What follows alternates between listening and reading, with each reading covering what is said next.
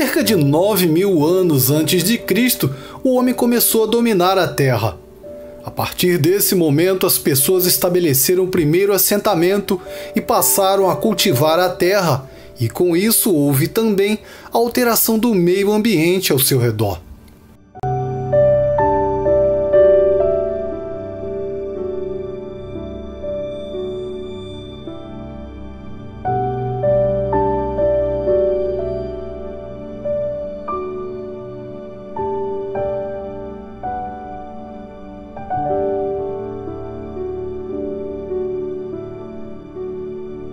Foi no Oriente Médio onde descobriu-se que com o trigo, uma planta até então selvagem, podia se fazer um alimento, o pão.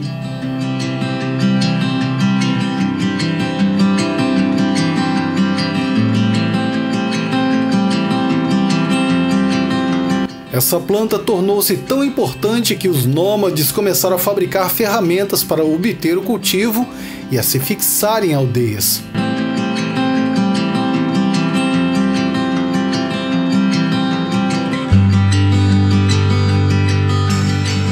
As sementes do trigo foram ao longo dos anos se cruzando com outras espécies e melhorando a qualidade dos mesmos, mas em contrapartida havia a necessidade de produzir esses grãos em maior quantidade para o consumo e criar desta forma estoque de suprimento.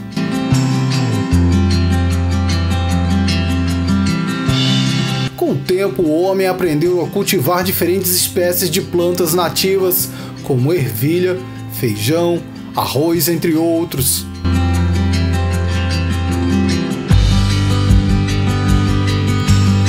Então os homens se dedicaram ao plantio e as mulheres nos afazeres domésticos.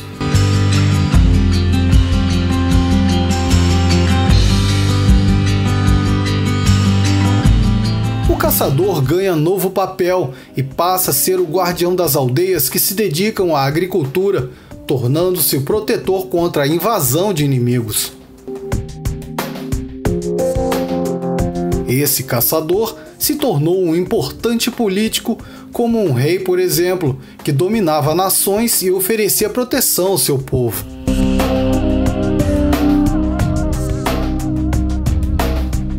Por fim, cabe ressaltar que nos primórdios da agricultura e da pecuária, as comunidades produziam apenas para a subsistência.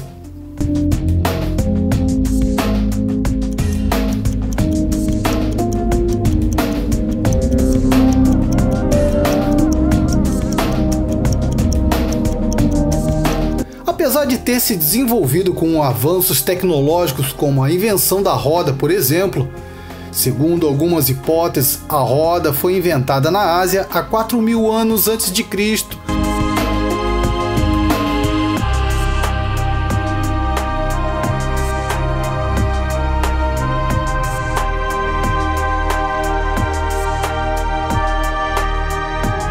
Foi uma invenção de importância extraordinária, não só porque promoveu uma revolução no campo dos transportes e da comunicação, mas também porque a roda, com diferentes modificações, passou a fazer parte de numerosos mecanismos e contribuiu para um incrível impulso ao progresso humano.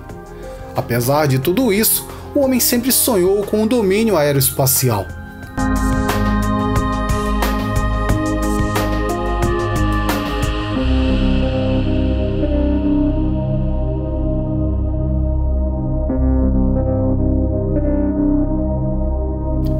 Desde os tempos mais remotos, o homem sempre desejou a façanha de poder voar. Diversos estudiosos pensaram de forma exaustiva em formas de alcançar esta grande realização.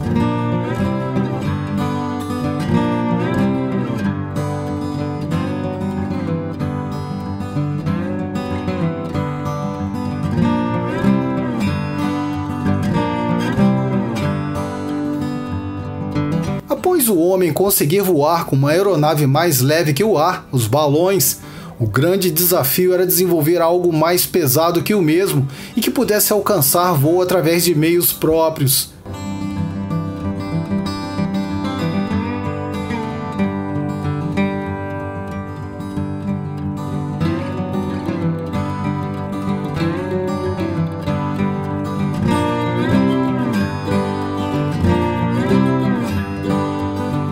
Em 1883, John J. Montgomery desenvolveu um planador, porém a invenção era capaz de voar apenas de cima para baixo e somente por meio da força do vento.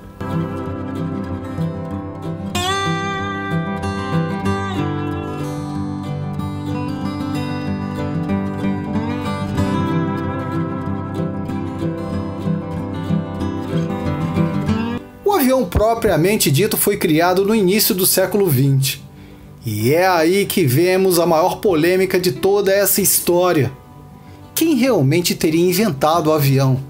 Os irmãos americanos Wilbur e Orville Wright ou o brasileiro Santos Dumont? Pode ser novidade para você, mas na maior parte do mundo os créditos de pais da aviação são de Wilbur e Orville Wright e não de Santos Dumont.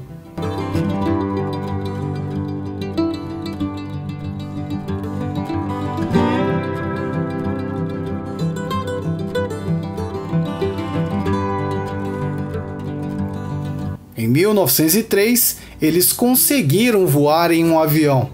Porém, aí está o detalhe da polêmica.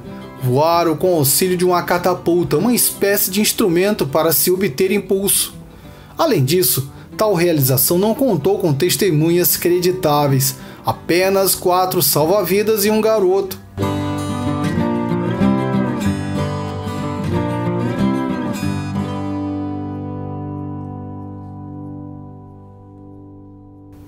Posteriormente, em 1908, Santos Dumont voou com o 14 bis por cima de Paris sem o auxílio de nenhum instrumento. Fato que foi oficializado e testemunhado por todos os moradores da capital francesa e a imprensa local.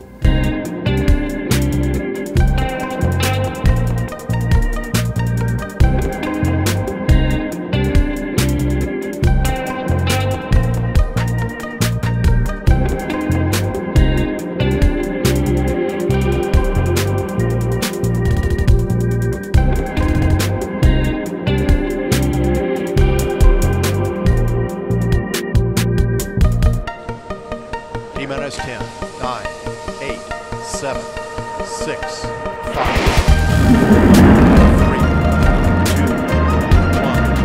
1, 0, and liftoff of Space Shuttle Atlantis. Mission to build, resupply. Finalmente, em 1981, o homem atinge o ápice do domínio aeroespacial com a invenção do ônibus espacial.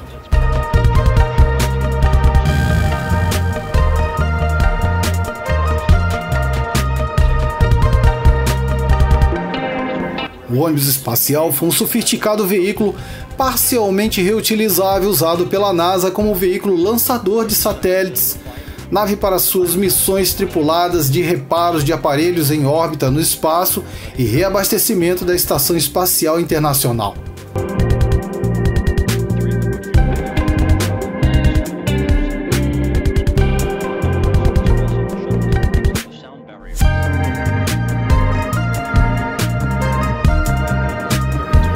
Tornou-se o sucessor da nave Apollo usada durante o projeto Apollo.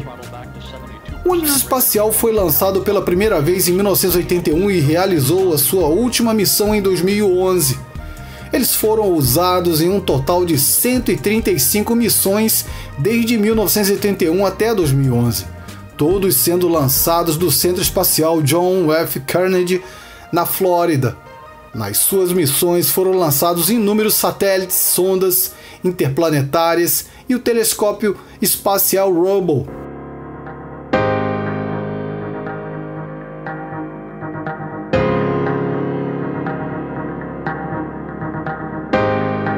Também realizou experimentos científicos em órbita e participou da construção e manutenção da Estação Espacial Internacional, No tempo total, a frota de ônibus realizou os 1.322 dias, 19 horas, 21 minutos e 23 segundos de missões espaciais.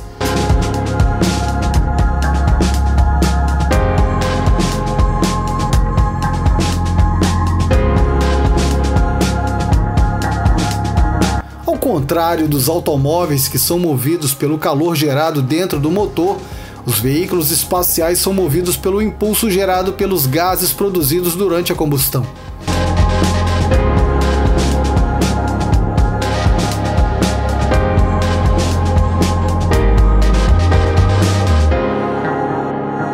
Ao contrário dos automóveis, as naves precisam levar tanto o combustível quanto o oxidante. Em um ônibus espacial, aqueles 2 foguetes laterais que podemos ver durante o lançamento estão cheios de combustível sólido.